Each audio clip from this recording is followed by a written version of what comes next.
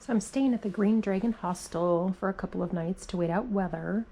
I'm just going to show you around, kind of this is the bunk area, and I'll show you around the outside here in a minute.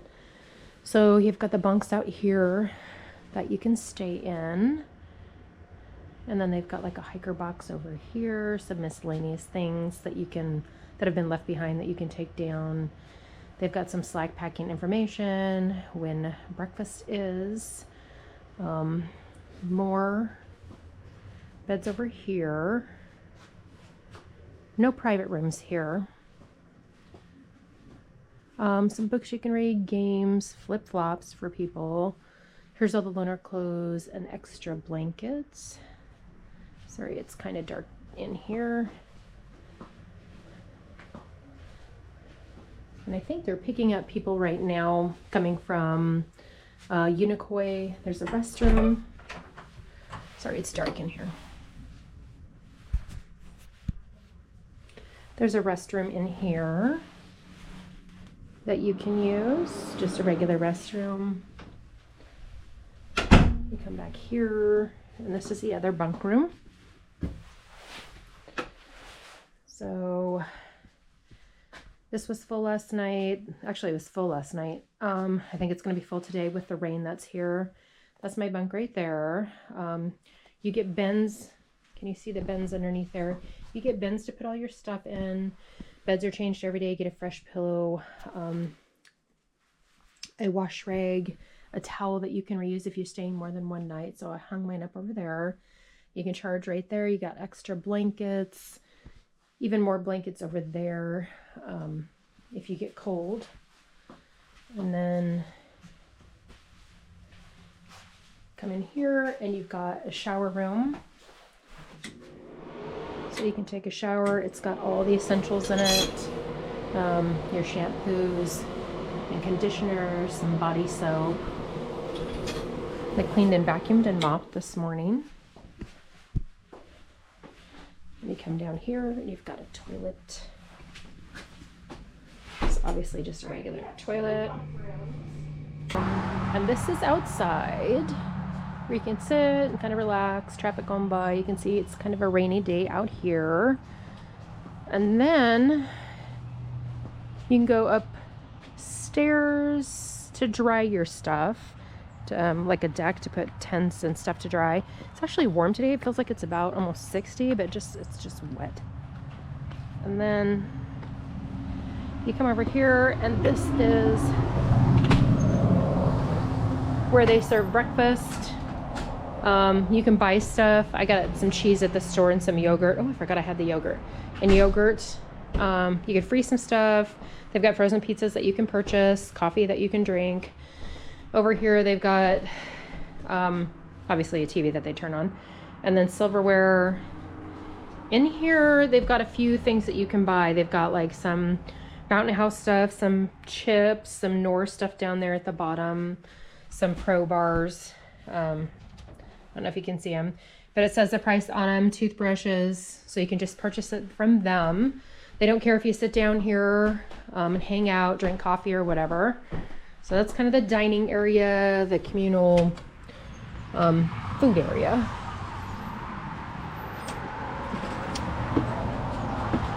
And then if you come up here,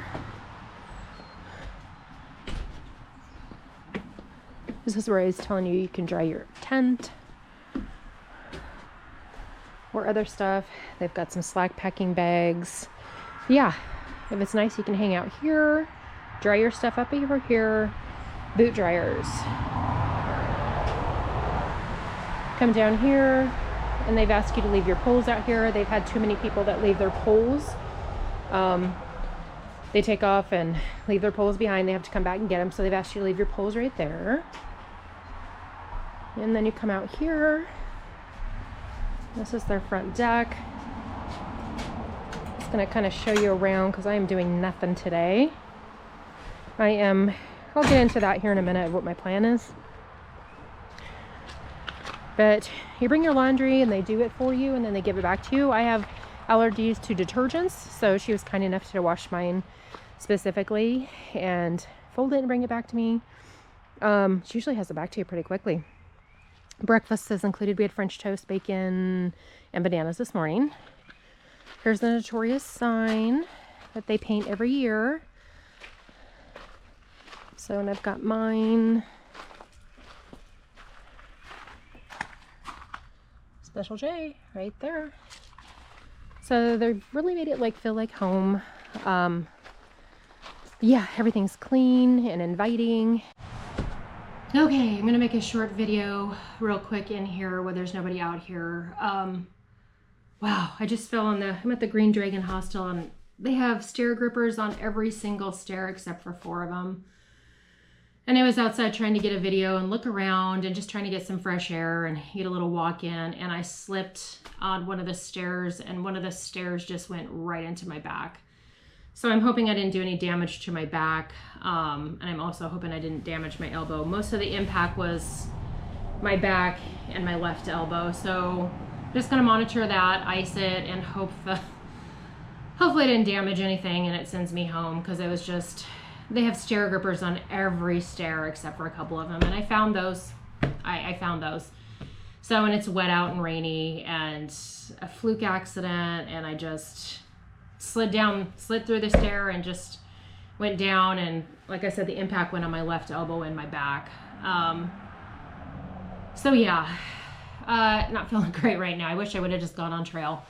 So here's the story. I'm at the hostel because I got off for rain yesterday. There's supposed to be high winds moving in today and tomorrow, so I don't want to be in the middle of the woods on Trey Mountain, hunkered down in a shelter. So I've decided to get off and come into the hostel and spend a couple of nights, and see, you know, how the weather changes, and then hope to get back out Saturday morning. Now I'm kind of I'm irritated by the whole thing. Like, it was a fluke accident, and they don't want you to wear your dirty shoes inside. So I've got my shower town shoes on that don't have any tread on the bottom. And so I just right off and right onto the stair. So again, I'm hoping I didn't do any damage to my back. But we'll stay here a couple of days, kind of baby my back and arm now, ice a few things down, take some ibuprofen, and just get back on trail as weather permits. And like I said, just high winds. It's beautiful-ish outside today. It is overcast. It's raining and misting, but blue skies are coming in. It's about 63 right now. So I would have felt great about getting out and hiking this morning if I hadn't, seen that the wind was going to kick up.